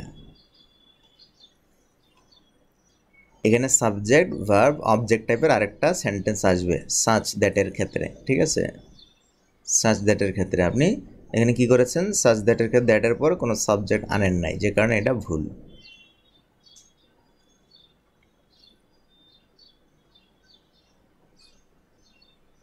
ওকে, আশা করি বুঝতে পেরেছেন। English is such a powerful language that we decided to learn it. এই যে এটা ঠিক আছে। আপনার শিটে যে দ্যাট পড়িয়েছিলেন সেটা আস্ক করেছিলাম, আমার শিটে দ্যাট পড়িয়েছি সেটা কি এরকম ছিল, এরকম করেছি আমি, এরকম করলে তো হবে না, এরকম করলে ভুল। সব রেকর্ডের ক্লাস তো সব একসাথেই করা আছে ভাই। দেখুন এগুলো করা হয় যেমন কোর্স, যেমন মনে করেন সব তো এক গ্রুপেই আমি রাখতে পারতাম। এগুলো কেন করি, এগুলো হচ্ছে সব তো আমি first phase, second phase, third phase আলাদা আলাদা গ্রুপ করতেছি। কেন আলাদা আলাদা গ্রুপ করতেছি, এই জন্য যে যারা অনিয়মিত আছে, অন্যমনস্ক আছে, তারা যাতে ছিটকে পড়ে, তারা যাতে আগ্রহ হারিয়ে ফেলে। কারণ এক মাস পর এসে সে আসবে, 6 ফেজের ক্লাস হচ্ছে, সে এসে বলবে যে ভাই ফার্স্ট ফেজের এই জিনিসটা বুঝি নাই, সেকেন্ড ফেজের এই জিনিসটা বুঝি নাই। 6 ফেজের ক্লাস করতেছে সে, এখন যদি ফার্স্ট ফেজ নিয়ে বসে থাকে তখন একটা বিরক্তি, কারণ এখানে অনেক স্টুডেন্ট, ঠিক আছে। আমি যেটা যে সময় ক্লাস করাচ্ছি সেই সময় লাইভ ক্লাস করাচ্ছি, ঠিক না। তো লাইভে আপনি কোশ্চেন করবেন। এখন কেউ যদি 1 মাস পরে, 1.5 মাস পরে মনে করেন ফার্স্ট ফেজের একটা বিষয় নিয়ে বসে, এতদিন সে ক্লাস করে নাই, তাহলে ব্যাপারটা আমার কাছে খুবই অড। এই জন্য আমরা কি করি, যাদের নিয়মিত ক্লাস করে যারা, তারা যাতে আপডেট থাকতে পারে, তাদেরকে আমরা মানে কি করি, গ্রুপ ওয়াইজ নিয়ে আসি। তাহলে দেখা যায় ফার্স্ট ফেজে ধরেন ভর্তি হয়েছে 120 জন, তখন দেখা যাচ্ছে কমতেছে কমতেছে কমতেছে, তার মানে সবাইকে আমি আনবো না, এটাই হচ্ছে আমার নিয়ত, এটা হচ্ছে আমার ইচ্ছা। আপনি অনিয়মিত অন্যমনস্ক থাকলে আমি আপনাকে 6 ফেজ পর্যন্ত আনবো না, এটা হচ্ছে টার্গেট আমার। আপনি নিয়মিত থাকবেন না, আমি তো নিয়মিত আপনাকে লাইভ ক্লাস করাচ্ছি, ক্লাসে এসে বসে বসে আপনাদের শেখাচ্ছি, ঠিক না। আর আপনি টাকা দিয়ে একটা কোর্স করতে আসছেন, পেইড কোর্স করতে আসছেন, আপনি নিয়মিত না, আপনাকে এই শাস্তিটা ভোগ করতে হবে। এই জন্য আমি এই কাজটা করি না, একসাথে দেই না, ঠিক আছে। একসাথে দিলে বাসায় বসে বসে আপনি আরামে করবেন, তাহলে আমি লাইভ ক্লাস করবো না, আমাকে একটা সুযোগ দেন যে আমি লাইভ ক্লাস কিছু কমাই দিই।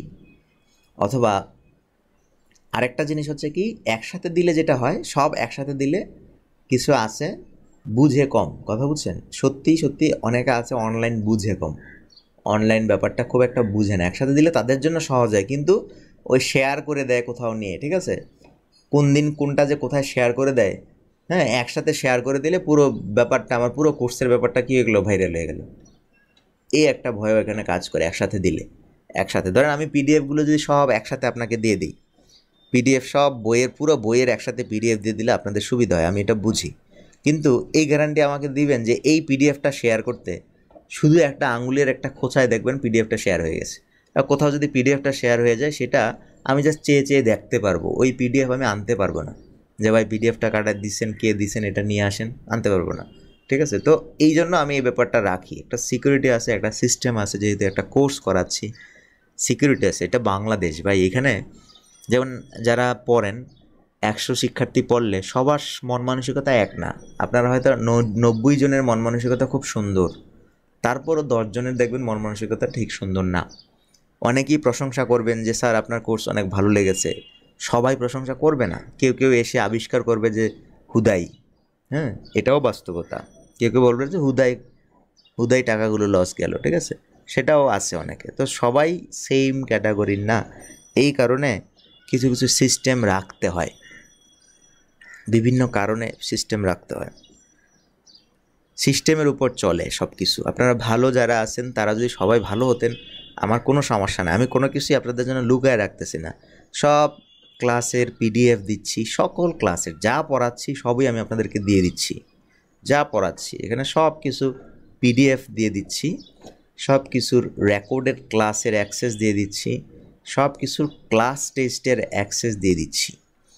তো দেখুন প্রত্যেকটা জিনিস আমি দিয়ে দিচ্ছি উজাড় করে। তো আপনাদের সাথে আমার কোনো হিংসা বা আমার কোনো নাই, আমি যে একটা সিস্টেম খুলেছি, সিস্টেমটা খুলতে আমার অনেক কষ্ট হয়েছে, অনেক পরিশ্রম হয়েছে, সেটাকে আমি একটু সিকিউরড রাখতে চাই, এই হচ্ছে আমার কাহিনীটা।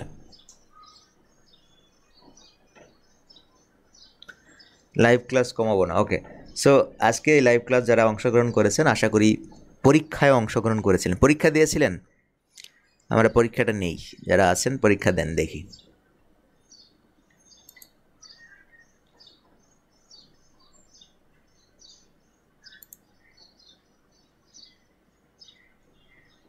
পাঁচের বি পরীক্ষা দিয়েছেন কিনা দেখুন।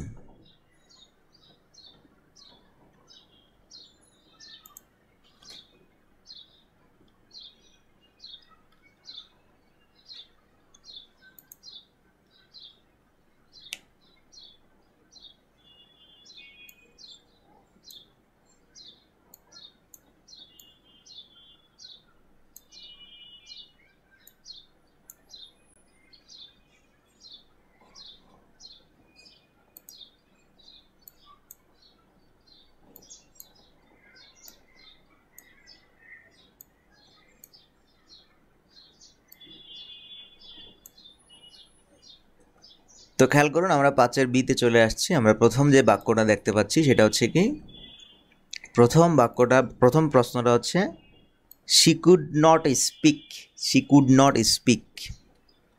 যারা ক্লাসে আছেন উত্তর করবেন, she could not speak. 2 number question হচ্ছে যে 2 নম্বর সেন্টেন্স হচ্ছে she could not understand anything we said. She couldn't understand anything we said. বাক্য দুটিকে কোঅর্ডিনেটিং কনজাংশন নর দিয়ে কানেকশন করলে বাক্যটা কি হবে সেটা লিখতে বলেছিলাম। কয়জন লিখেছেন? দেখুন এই কোশ্চেনটা ছিল প্রথম, she couldn't speak, she couldn't understand anything we said.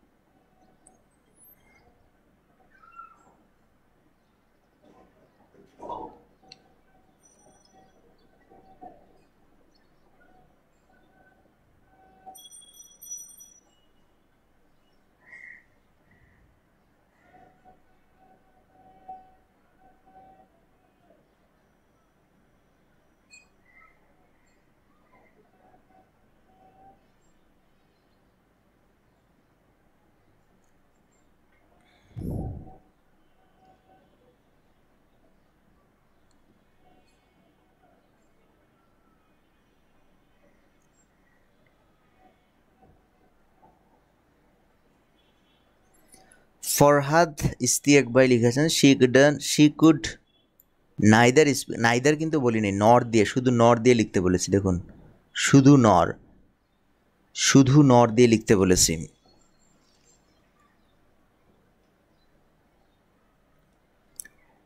লিখেছেন she couldn't speak nor could she understand anything we said. ঠিক আছে, কারেক্ট আনসার করেছেন, অসংখ্য ধন্যবাদ। শি নাইদার, আমি কিন্তু নাইদার এখানে আনতে বলিনি, নাইদার দিয়েও লিখতে পারেন, কিন্তু এখানে আমি নাইদার দিয়ে বলি নাই। ঠিক আছে, নাইদার দিয়েও আপনি এটাকে নেগেটিভ করতে পারেন। She neither speak nor could she understand লিখতে পারেন। নাইদার নট দিয়ে লিখলে সেটা হবে কি কো রিলেটিং কনজাংশন। নাইদার নট দিয়ে লিখলে কো রিলেটিং কনজাংশন, আর শুধু নট দিয়ে লিখলে সেটা হবে কোঅর্ডিনেটিং কনজাংশন। ওকে, সো এখানে আমরা যে কোনো একটা আনসার এখানে she couldn't understand nor she could understand we said, এটাকে আমরা সিলেক্ট করলাম আনসার হিসেবে।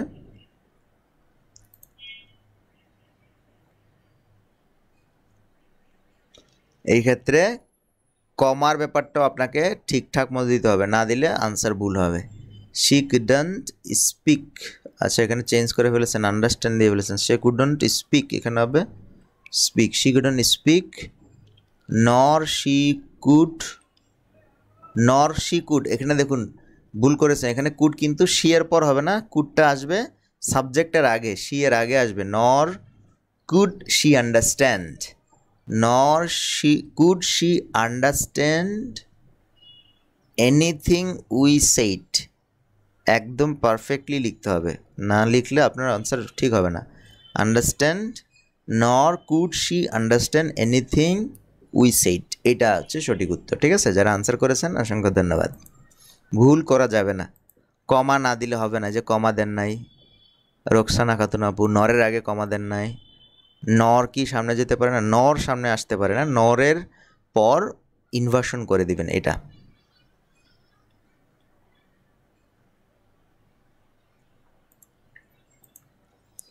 ওকে, আমরা আমাদের পরের বাক্যে আসি। দেখুন পরের বাক্য হচ্ছে রসায়নে তার না কোনো অভিজ্ঞতা আছে আর না কোনো আগ্রহ আছে। বাক্যটির অনুবাদ কি লিখুন। আমরা এরকম বলি না, রসায়নে তার না কোনো অভিজ্ঞতা আছে আর না কোনো আগ্রহ আছে, তারপরও সে রসায়ন পড়তেছে। রসায়নে তার না কোনো অভিজ্ঞতা আছে, না কোনো আগ্রহ আছে, তাহলে এটার অনুবাদ কি হবে বলেন তো দেখি।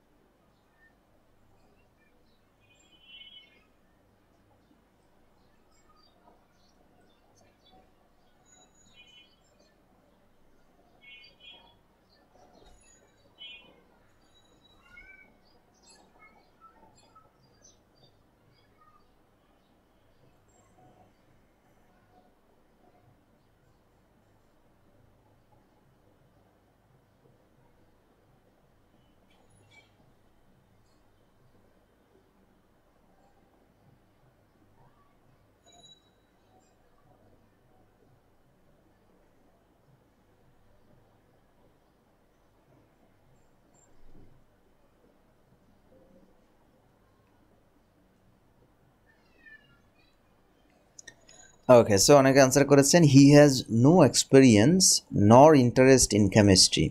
দেখুন নর দিয়েও করতে পারেন, আবার অর দিয়েও করতে পারবেন। ঠিক আছে, আমরা বলছিলাম এখানে অরও হতে পারে আবার নরও হতে পারে। He has no experience nor interest in chemistry, he has no, এটাকে আমরা সঠিক উত্তর হিসেবে নিলাম। এবং এগুলো he has neither any experience in chemistry nor any interest, neither দিয়েও করতে পারবেন, তবে সেটা কি, সেটা হবে কো রিলেটিং কনজাংশন। ঠিক আছে, neither nor. He has no experience or interest in chemistry, he has neither experience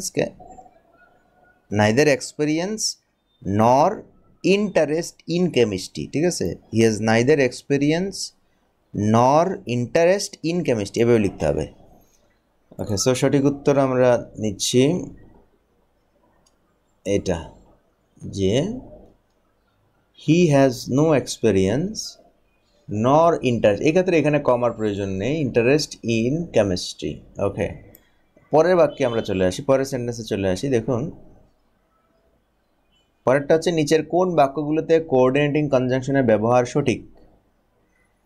নিচের কোন বাক্যগুলোতে কোঅর্ডিনেটিং কনজাংশনের ব্যবহার সঠিক, কোনগুলো সঠিক সেটা। সঠিক কোনটা সেটা আমাকে দাগাতে হবে। সঠিক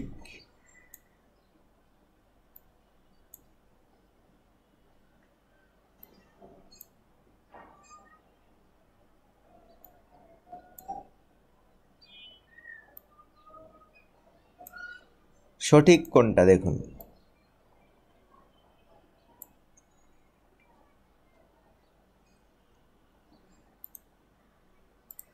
প্রথমটা দেখুন, everyone seemed pleased and yet I had the feeling that something was wrong. Everyone seemed pleased yet I had the feeling that something was wrong. সঠিক কোনগুলো দেখুন। 1 2 3 4 5 6 7 7টা বাক্য আছে এখানে। 7টা বাক্যের মধ্যে আপনি সিরিয়াল ওয়াইজ লিখবেন কোনটা সঠিক। Everyone seemed pleased and yet I had the feeling that something was wrong.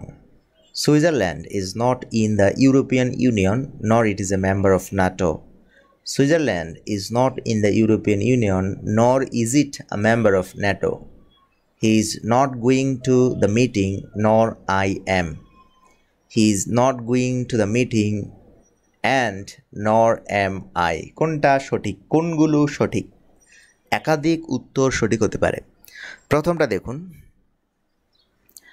প্রথম অপশনটা হচ্ছে either everyone seemed pleased and yet I had the feeling that something was wrong and yet এখানে একটা কমা হয়েছে, তার মানে এই অপশনটা সঠিক। everyone seemed pleased yet I had the feelings that something was wrong. কখনো কখনো বাক্যের মধ্যে and শুরুতে কোঅর্ডিনেটিং কনজাংশন হিসেবে বসতে পারে yet এর সাথে, and yet, আবার সিম্পলি yet বসতে পারে, সেটাও বসছে এবং কি আগে একটা কমা আছে, তার মানে এটাও কারেক্ট। কারেক্ট উত্তর পেলাম। এবার দেখুন everyone seemed pleased and yet, দেখুন এখানে শুরুতে কমা হবে বাট পরে কমা হবে না, সো এটা কি ভুল। শুরুতে কমা হবে বাট পরে এই জায়গায় কমা হবে না, এটা ভুল। Switzerland is not in the European Union nor it is a member of NATO. দেখুন এখানে নর হয়েছে, এখানে কমা হয়েছে, ঠিক আছে, বাট এখানে আপনার ইনভার্সন করা হয় নাই। এখানে ইট আর এখানে হচ্ছে ইজ, এটা ইনভার্সন করতে হবে, ইজকে বাইরে বের করে নিয়ে আসতে হবে, তার মানে এটা ভুল। Switzerland is not in the European Union nor is it a member of NATO, এইটা ঠিক আছে। এখানে দেখুন ইনভার্সন করা হয়েছে, ইজ তারপর হচ্ছে ইট, তার মানে এটা কারেক্ট আনসার।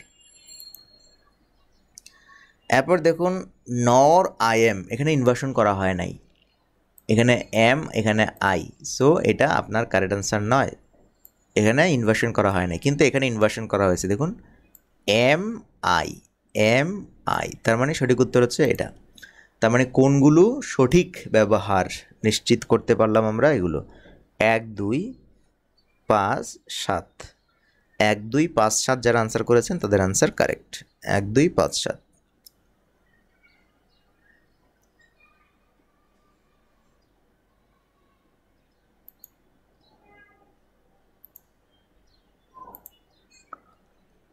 সো আমরা পরের বাক্যে চলে আসলাম। দেখুন নিচের বাক্যগুলোতে ব্যবহৃত পার্টস অফ স্পিচ শনাক্ত করুন। কি ব্যবহৃত সো এর পার্টস অফ স্পিচ শনাক্ত করতে বলা হচ্ছে। হি লুকড সো হ্যান্ডসাম, এখানে সো কী হবে বলেন তো? 1 2 3 4 অপশনগুলো এভাবে এখান থেকে ডিনোট করবেন। হি লুকড সো হ্যান্ডসাম, এখানে সো কী হবে?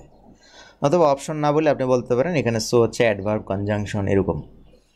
হি লুকড একের প্রথম বাক্য 1, হি লুকড সো একের কত, একের কনজাংশন, এরকম লিখতে পারেন। He looked so handsome, handsome হচ্ছে আপনার একটা অ্যাডজেক্টিভ, আর এর আগে সো বসেছে, তার মানে এটি একটি অ্যাডভার্ব।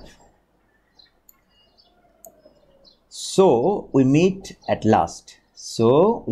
লাস্ট, দেখুন এখানে এক্সক্লেমেটরি সাইন দিয়ে প্রথমে সো বসানো হয়েছে, এখানে সো হচ্ছে interjection. It was raining so we stayed at home, এখানে দেখুন সো হচ্ছে আর এখানে কমা, এখানে সো হচ্ছে কোঅর্ডিনেটিং কনজাংশন, দ্যাট মিনস এটা একটা কনজাংশনের সিরিয়ালে পড়ে। Has she left I believe so, সে কি চলে গেছে, আই বিলিভ সো, আমি ওরকমটাই মনে করি। তার মানে কোনটা মনে করি, এই যে হ্যাজ শি লেফট, তার মানে এখানে সো মানে কি, সো মানে হচ্ছে প্রোনাউন, এই এটার পরিবর্তে বসছে has she left, I believe so, সে চলে গেছে, এটাকে আমি বিশ্বাস করি, তার মানে এটা হচ্ছে প্রোনাউন। তারপরে দেখুন, we plan to stay a week or so.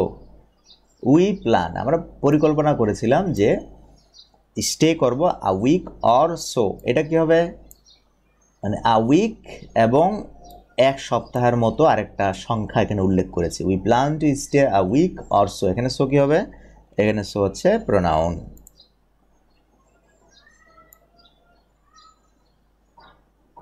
এরপর দেখুন, নিচের বাক্যগুলোতে ব্যবহৃত ইয়েট এর পার্টস অফ স্পিচ শনাক্ত করুন। এখানে ইয়েট এর পার্টস অফ স্পিচ শনাক্ত করতে বলা হচ্ছে।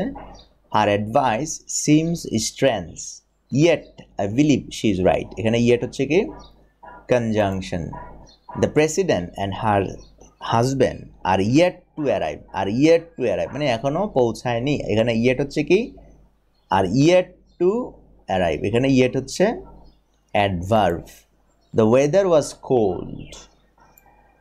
The weather was cold, yet bright and sunny.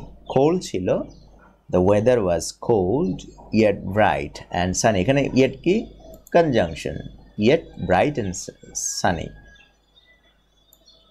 দুটি শব্দকে এখানে অ্যাড করেছে। The printers broke down yet again. Broke down yet again মানে আবারও আরেকবার, এটা হচ্ছে কি adverb. I haven't seen him yet, আমি তাকে এখনো দেখিনি, এটা হচ্ছে কি অ্যাডভার্ব। এই ছিল আমাদের পরীক্ষা, আমরা সাবমিট করলাম। আমরা এখন স্কোর দেখব।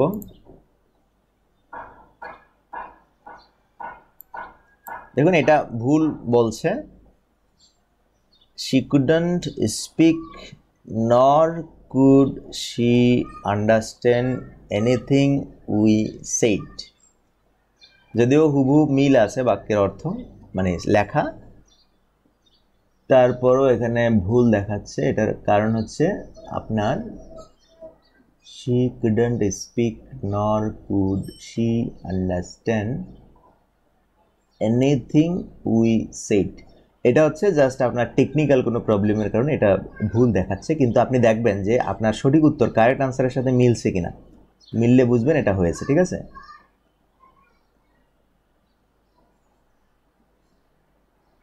স্পিক, তারপর nor could she understand anything we said, ঠিক আছে, একদম হুবহু ঠিক আছে। তারপর এখানে দেখুন ব্যাখ্যাও দেওয়া আছে, ফিডব্যাকের ব্যাখ্যাটা পড়বেন। রসায়নে তার কোনো অভিজ্ঞতা নেই, এটা কারেক্ট আনসার হয়েছে। সঠিক উত্তর হচ্ছে হি has no experience nor interest in chemistry, এটা ভুল দেখাচ্ছে। এটার কারণ পিছনে হয়তো কোনো একটা বানান টানান অথবা কোনো একটা স্পেস দিতে সমস্যা হয়েছে, হয়তো এরকম কিছু হতে পারে, কারণ এটা হুবহুব ঠিক আছে, এটা ঠিক আছে, এটা কারেক্ট আনসার হয়েছে। নিচের কোন বাক্যগুলোতে কোঅর্ডিনেটিং কনজাংশনের ব্যবহার সঠিক, তার মানে প্রথমটা সঠিক, দ্বিতীয়টা সঠিক, এটা সঠিক, এটা সঠিক। এখানে ব্যাখ্যা আছে কেন এটা সঠিক, কেন এটা সঠিক, কেন এটা ভুল, কেন এটা সঠিক, কেন এটা ভুল। এখানে ম্যাচিং করতে বলেছিলাম, এগুলো সবগুলো ঠিক হয়েছে। এখানে ম্যাচিং করতে বলেছিলাম, এগুলো সবগুলো ঠিক হয়েছে। ওকে, সো এই ছিল আমাদের টেস্ট। আমরা অলরেডি 5-এর A, 5-এর B এবং 5-এর C ক্লাস করে ফেলেছি। যারা ক্লাসে অংশগ্রহণ করেছেন অসংখ্য ধন্যবাদ। দেখা হচ্ছে আমাদের নেক্সট ক্লাসে, সেই পর্যন্ত ভালো থাকবেন, সুস্থ থাকবেন।